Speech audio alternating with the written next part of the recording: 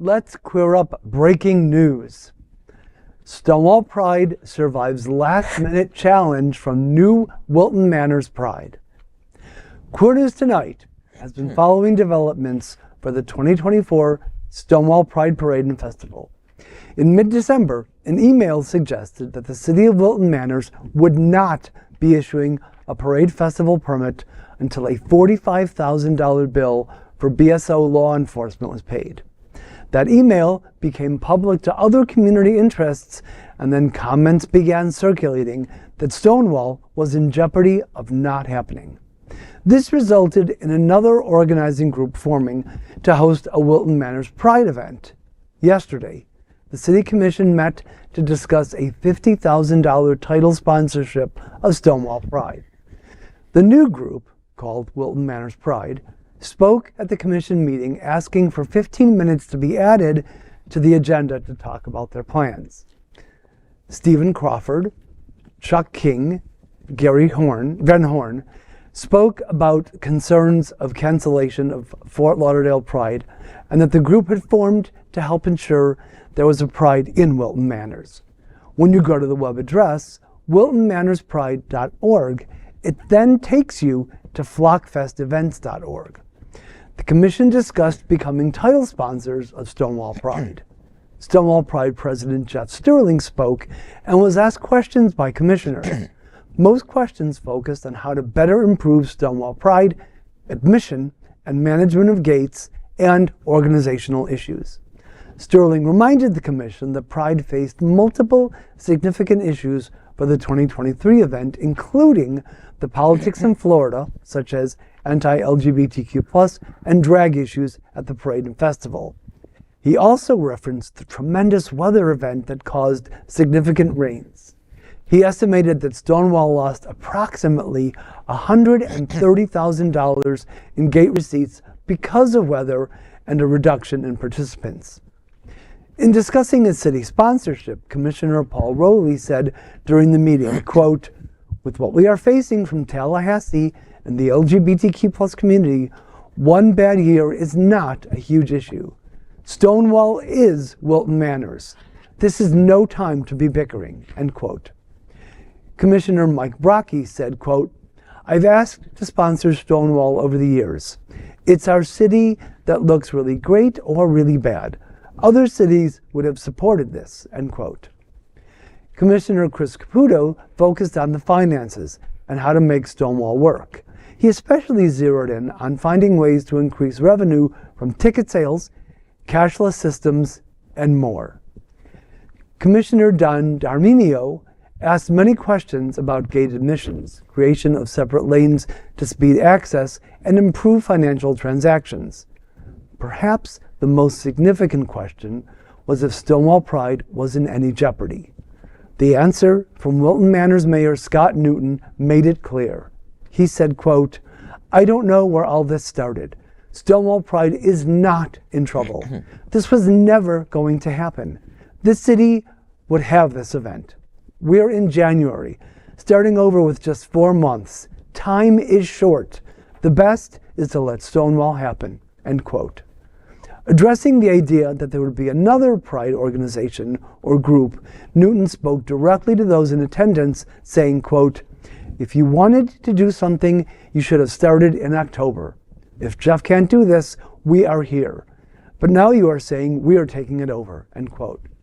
Many cities provide financial sponsorship of their major events and prides. The Commission concluded to formulate the $50,000 sponsorship that would be dedicated to public safety, require a bond for the event, and other procedures for the benefit of the city to ensure continued success of Stonewall Pride. They will vote on that sponsorship in a future City Commission meeting.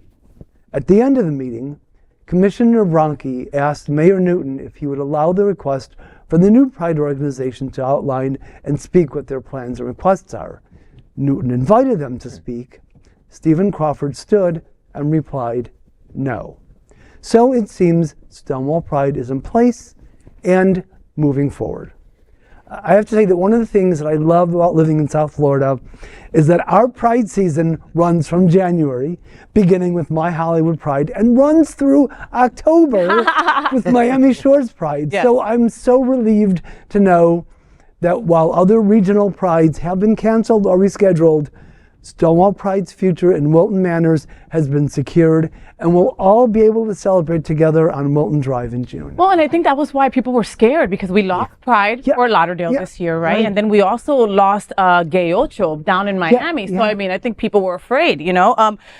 John, so Greg gave us, you know, a rundown of everything that happened in the meeting, right? Yes. Can you give us a short synopsis? Like, I'm super curious as to how, you know, how were the energies in there? How was Scott Newton about this? How was Chris Caputo? Like, how were they sideswiped? Were they surprised? What was the collective thought there?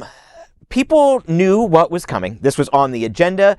The new group, Wilton Manor Pride, filed a permit yesterday, I want to say morning, but just hours before the actual city commission. They were literally coming in essentially at the last minute, although I think you can still submit permits. But this is this particular event is a very muddled issue. And if you read my article that's going to be out in Out South Florida tomorrow and online, I do it in a different way than I normally write. I put a question and then I answer it, because they didn't vote, or technically they didn't vote on or discuss a permit. They didn't vote on anything, but the permit and the sponsorship are inextricably linked, because if they say we're going to give $50,000 to Stonewall, that's basically saying we're going to give you the permit. Now, as Greg mentioned in his excellent blow-by-blow of the hour and 25-minute discussion, there are a lot of strings attached. Okay. There's going to be an audit of Stonewall Pride's books after the event.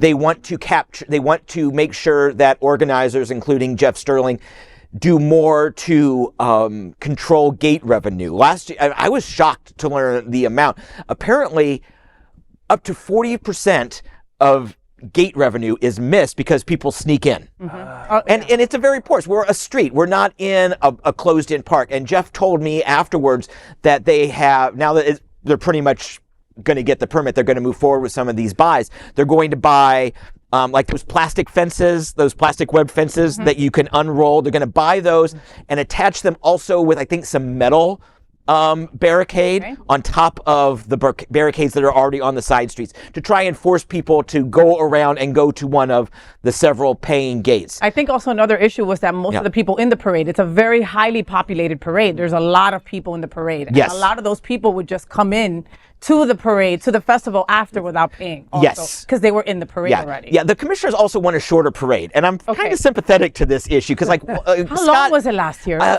I hour was and up there on stage 45, a couple of 2 hours. hours. I was up there a couple of hours. It was a lot of parading, and I was shocked when Newton was like, maybe we could have fewer of the politicians in cars. Whoa. Politicians They love never it. say give No. me less No. exposure, that? so he did. How about the part where they said this is not the time for bickering? Like, how did that come across for some? I mean, it's true. It's an election year. We've got a lot of stuff going on, you know? I mean, did anybody address that they were bickering? No. Okay. No, they just said it was time to end it, but nobody, and it was very civil during the although I will tell you, it was very uncivil afterwards. Was it? There In the were parking lot where they're like, Ooh, looks. fisticuffs. there were texts and emails flying. No.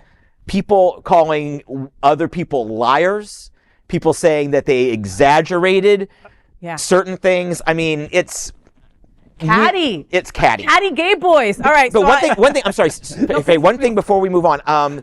The money for security is usually paid up front before the festival. And Wilton Manor, or Stonewall Pride did that last year. The $40,000, which is really like $35,000 for police and about $6 or $7 for Fort Lauderdale Fire, those bills came in several months after the festival.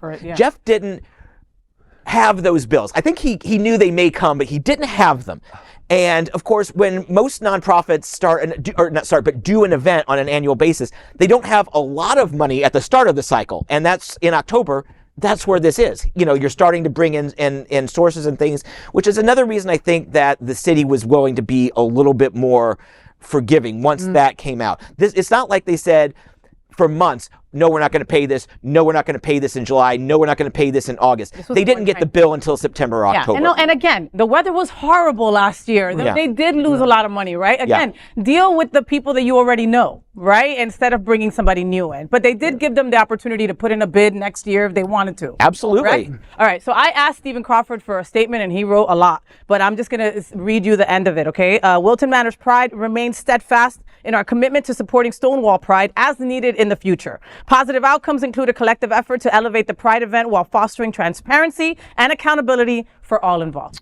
All right. So accountability, I think, is what really is going to happen. You know, like now Stonewall has eyes on them, checking everything that they do. You know, I mean, it's going to be a wonderful Stonewall Pride Parade and Festival. June 15th.